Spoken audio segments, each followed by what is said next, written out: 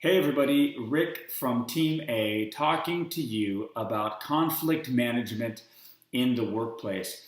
I apologize that I'm not there live with you this evening, looking upon your beautiful smiling faces.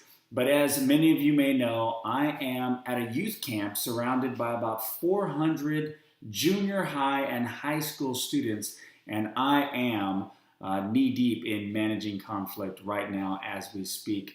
But it'll be a whole lot of fun, and I'll be joining you guys again next week. I'd like to start out this session of training with a quote from Mikhail Gorbachev, and this is what he said. He said that peace is not unity in similarity, but unity in diversity. It's in the comparison and the reconciliation of differences. Now, I like that because I believe that conflict management shouldn't be done in an effort to be reactive, but rather proactive. And that's the approach that we're going to take today in our training session.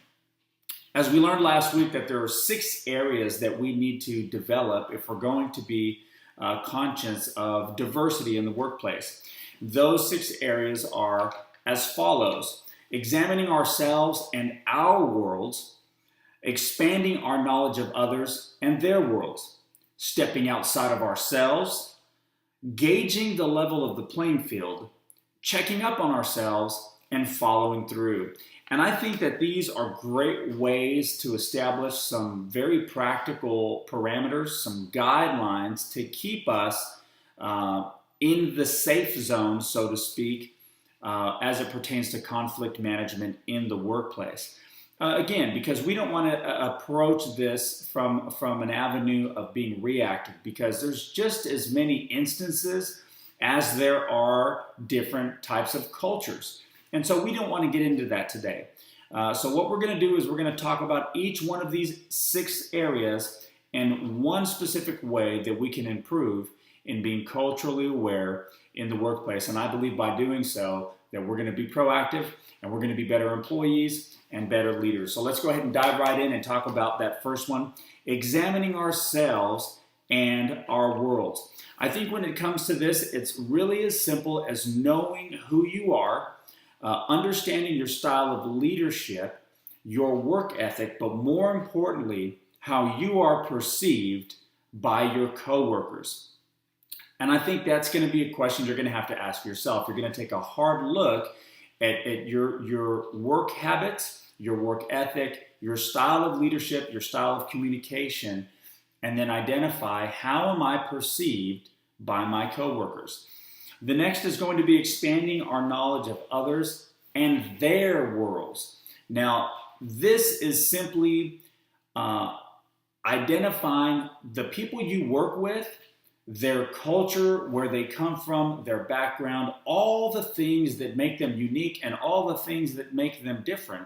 And you're just going to have to take a look at that collectively in the workplace to have a good awareness of where you are and how you can be most effective there.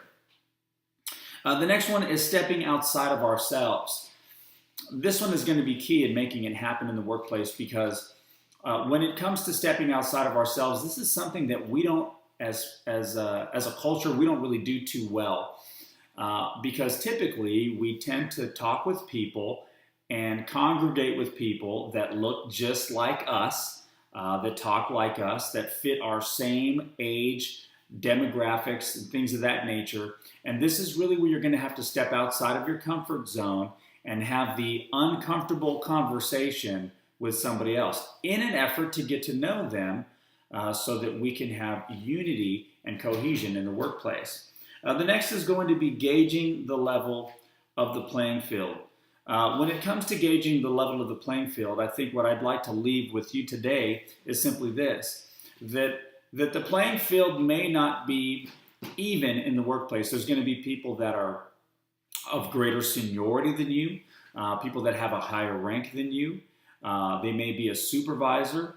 They may be in a leadership position, and you may not be a peer. You may be a subordinate. And that's fine, because as it pertains to cultural diversity, we're not talking about their status and we're not talking about their position in regards to yours. but we're saying to look through the lens of humanity and see them as a human being just like you, and be sensitive and be compassionate to those needs of those people.